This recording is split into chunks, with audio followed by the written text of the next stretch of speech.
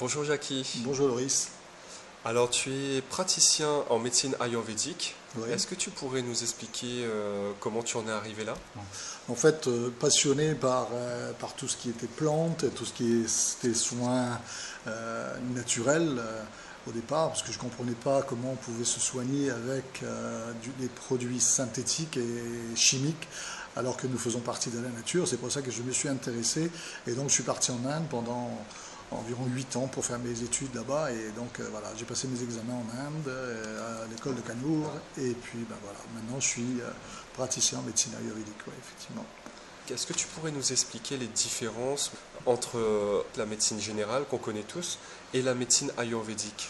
Ouais, je ne veux pas parler vraiment de grandes différences parce que il faut vraiment connaître l'allopathie, et je ne veux pas faire de crise entre l'allopathie et la médecine ayurvédique. Mais la seule différence que je pourrais dire, c'est qu'en médecine ayurvédique, on va plutôt soigner le corps que chercher à soigner la maladie. D'ailleurs, en médecine ayurvédique, on va pas dire la maladie, mais plutôt le mal a dit.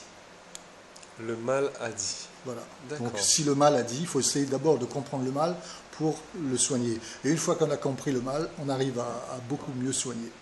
D'accord, très bien. Comment se déroule une consultation ayurvédique? On commence par faire connaissance avec la personne, on le laisse se calmer un peu au niveau sanguin, au niveau stress, parce que quand on va voir un médecin, généralement, on est plutôt stressé. Donc on va attendre que la tachycardie descend un peu, et puis on va prendre le pouls de la personne, on va regarder, on fera un examen de la langue complet, parce que sur la langue, il y a beaucoup de choses qu'on voit, donc on peut dire que la langue nous dit beaucoup de choses, simplement visuelles. Et après on fera un examen de la peau, des ongles, des cheveux, et puis si on a la possibilité de déterminer ce qu'on appelle le type d'humeur de la personne, ce qu'on appelle aussi en médecine ayurvédique le prakruti ou le dosha. Et là, on arrive à être encore un peu plus précis justement sur la façon de soigner cette personne. D'accord.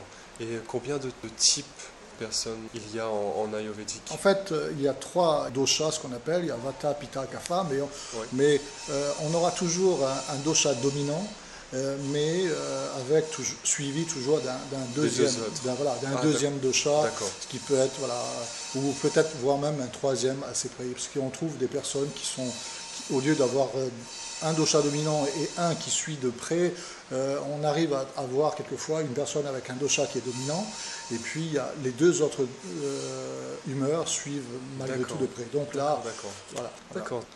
Et ensuite, en fonction du dosha de la personne, tu vas prescrire essentiellement des massages, je crois, des prescriptions alimentaires. Comment ça se passe? Comment ça se passe? En fait, en fonction du dosha de la personne, on voit d'abord pourquoi elle est venue nous voir. Voilà. Et puis, en fonction de ce qu'on a vu, de ce qu'on a fait comme analyse, on voit s'il faut soigner cette personne de telle ou de telle manière. C'est-à-dire que déjà, ne serait-ce que pour un massage, on va savoir par le biais de son type humeur, on va savoir quelle huile utiliser déjà pour faire son massage. Après, quel type de massage? Parce que c'est pareil, en médecine ayurvédique, effectivement, on associe souvent médecine ayurvédique à un massage, mais il n'y a pas que ça.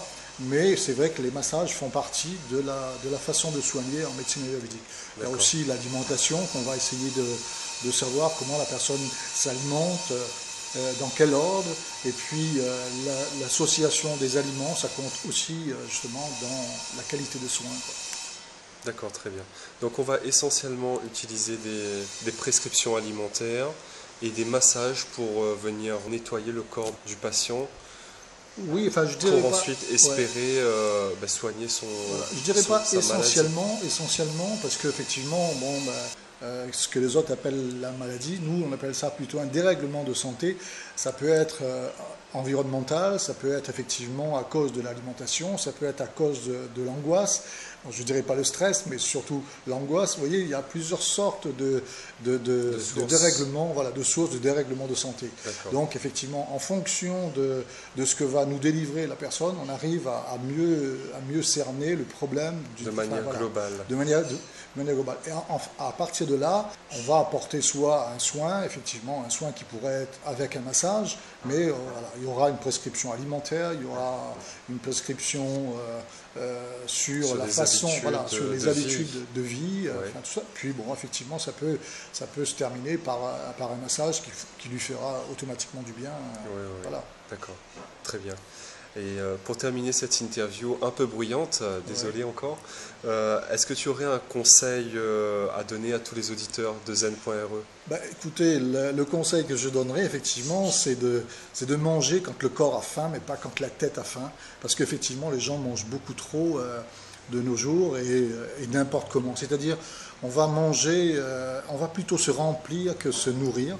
Et ça, c'est vraiment dommage parce que on a, avec tous les publicités et tout, les gens pensent que c'est vrai, c'est une bonne chose de manger. Non, il faut manger vraiment quand le corps a faim, mais pas quand la tête a faim.